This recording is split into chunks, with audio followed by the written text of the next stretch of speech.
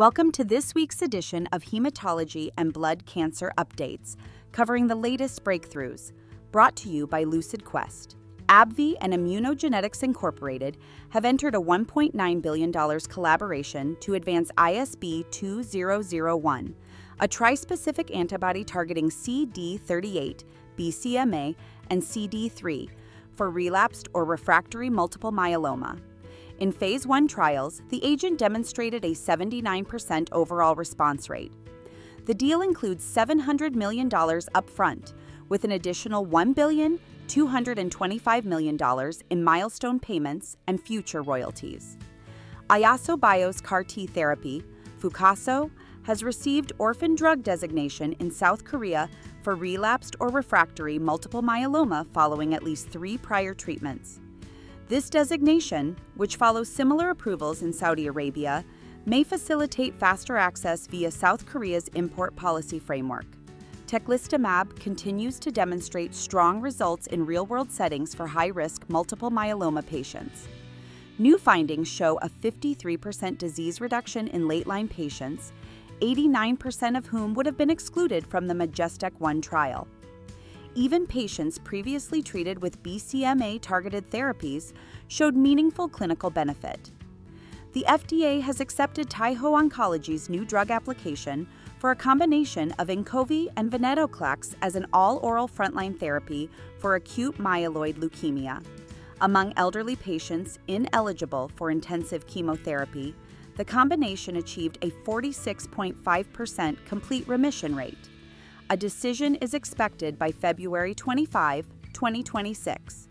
In IDH mutated acute myeloid leukemia, a triplet regimen including venetoclax, an IDH inhibitor, and a hypomethylating agent achieved a 92% complete remission or CRC rate. Among patients without secondary AML, 2-year overall survival ranged from 73 to 84%, showing strong durability.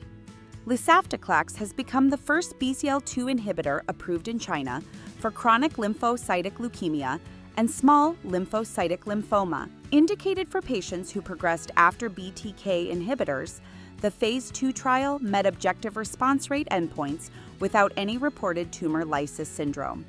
It becomes the second approved BCL2 inhibitor globally.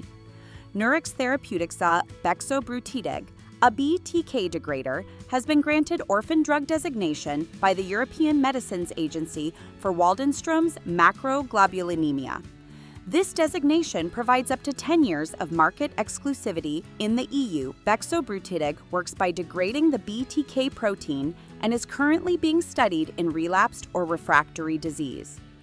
The NIH has initiated a Phase 1 trial in collaboration with Vescarta for VAS-101, a topical gel formulation of curcumin designed for patients with sickle cell disease. The product aims to improve red blood cell health and tissue oxygenation while addressing inflammation and pain. Loeb Sciences has secured a validated European patent for its DHA-based formulation, used in Altemia, a medical food product addressing fatty acid deficiency in sickle cell disease. The patent covers 17 European countries and supports the company's expansion across the rare disease landscape.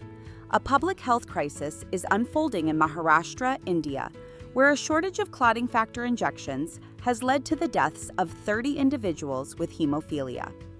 Since September 2024, state-run hospitals have lacked supply, forcing patients in Mumbai, Pune, and Nagpur to rely on private markets, where a single vial now costs up to 100,000 rupees. Stay ahead in hematology and blood cancer research. Like, share, and subscribe for weekly updates. Visit lqventures.com or email us at info@lqventures.com for expert healthcare consulting. See you next time.